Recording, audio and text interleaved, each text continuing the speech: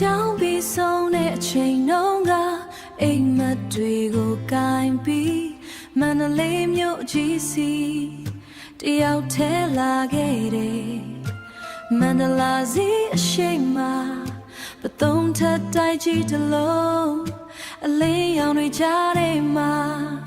စတိုးဆိုင်ကြီးဖွင့်ထားတယ်အဲ့ဒီနေ့မှာပဲ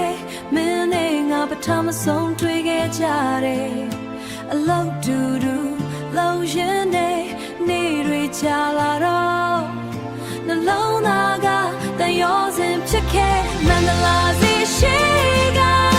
အမတ်တရားတွေမပြတ်နိုင်ဘူးနေတိုင်းတွေ့ခဲ့တဲ့မင်းမျက်နှာအခုတော့မရှိတော့ဘူးတန်ရောစင်တွေဘလောက်ရှိရှိကန်တရားကခွဲလိုက်တယ်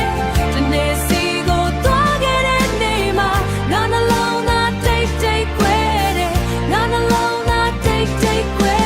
တယ်မင်းရဲ့စကားသံတွေဆိုင်ထဲမှာတစ်ခါတော့ကနေတိုင်းကြားနေရတယ်အခုတော့အဲ့ဒီနေရာမှာတိတ်ဆိတ်မှုတွေပဲချန်ခဲ့တယ်မင်းကမင်းဘဝလမ်းကိုဒီနေ့စီသွားခဲ့ဒီမျိုးရဲပြီးငါကတော့ဒီမျိုးရဲမှာအမတ်တရားတွေနဲ့ချန်နေတယ်တခါတော့ဒီဆိုင်ရှိမှရပ်ပြီးအနာဂတ်တွေပြောခဲ့ကြတယ်အခုတော့အဲ့ဒီနာဂတ်ထဲမှာ